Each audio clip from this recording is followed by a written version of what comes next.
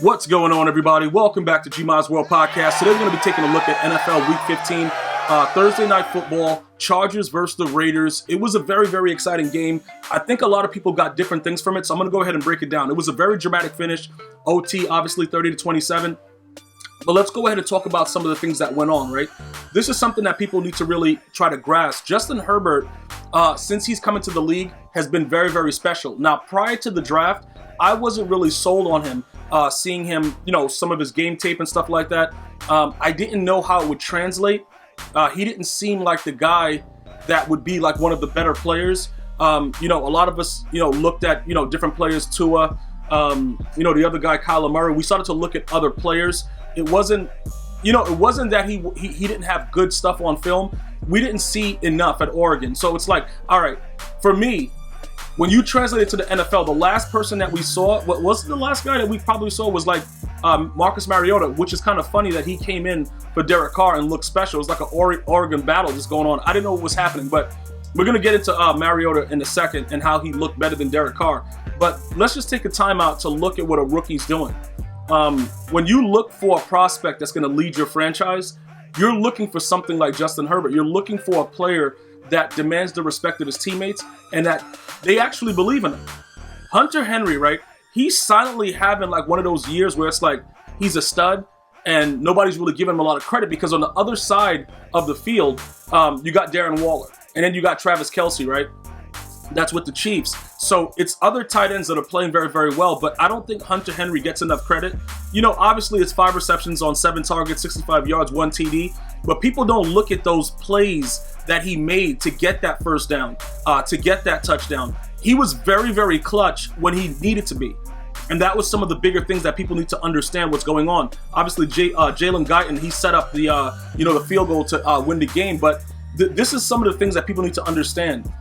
They were blitzing him pretty heavily for the most part. The Raiders were sending everybody. I don't know what's going on. John Gruden, you got Rob Marinelli. They just fired the other guy, but Rob Marinelli, that dude, I don't know what he's doing either. It's just like they keep recycling these bum coaches, and then you keep seeing them, and then it's the same result. And it's like, yo, can you get somebody new? Like these dudes, like get them out of here. But whatever.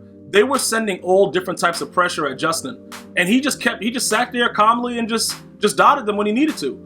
Obviously, it became more exciting after Mariota got in. Derek Carr didn't look really good. So when you look at the game, when you look at the score and you start to analyze the game, early on, you didn't really see a lot of the flashes that was going on. It was later in the game when Mariota got in that it became kind of special.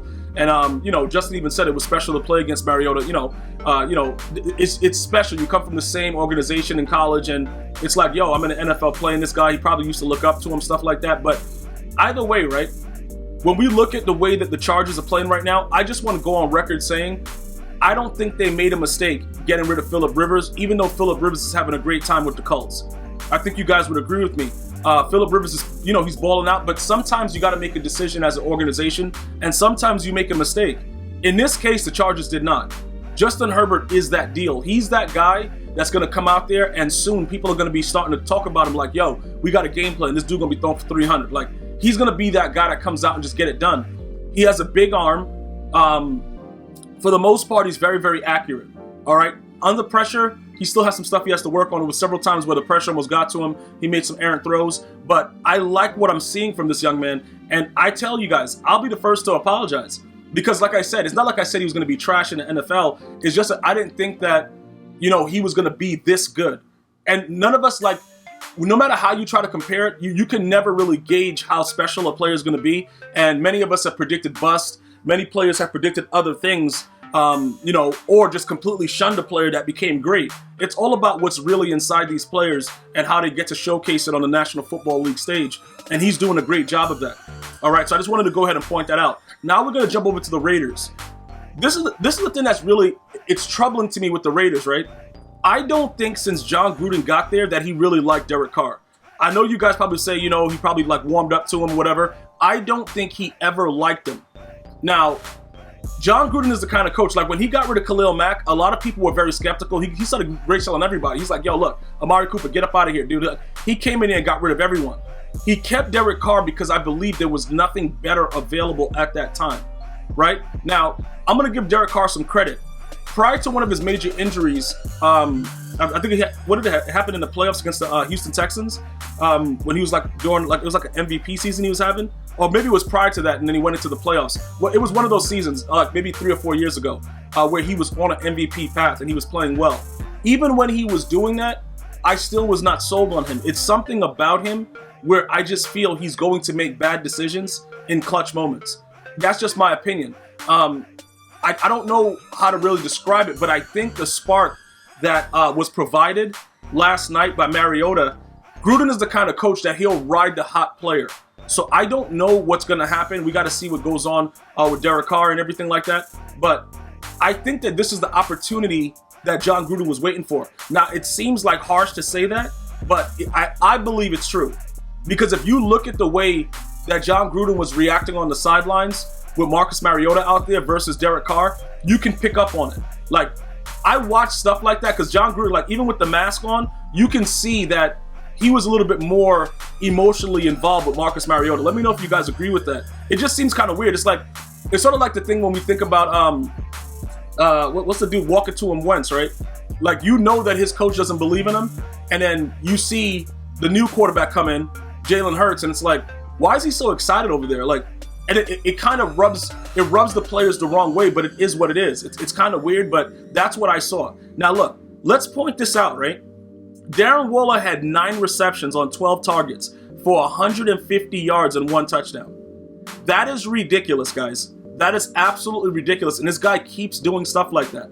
So look, if you get a faster, like, I don't know, Derek Carr I don't think he moves as fast as Marcus Mariota does, because watching Marcus Mariota, he looks like he's fresh and he's ready to go. He looks like when he first got to the Tennessee Titans. That's what I saw from him. So he had a rushing touchdown, he had a passing touchdown, and he had an interception.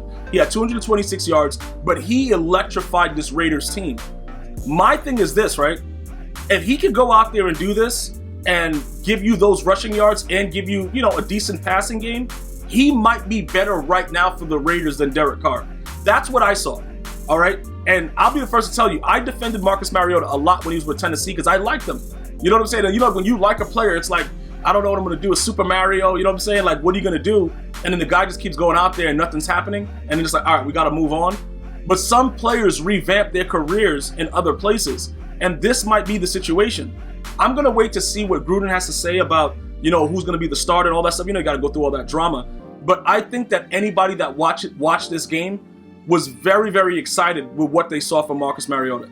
Like I said, I'm still like, oh my goodness, like he was out there balling. Like, okay, cool. That's what really kept me in the game. Derek Carr, dude, like, I don't know what's going to happen with him. And like I said, my gut feeling is you got to figure out a way to deal with Derek Carr, but Derek Carr is not the answer. And I've been saying that for years, even when he was having an MVP season.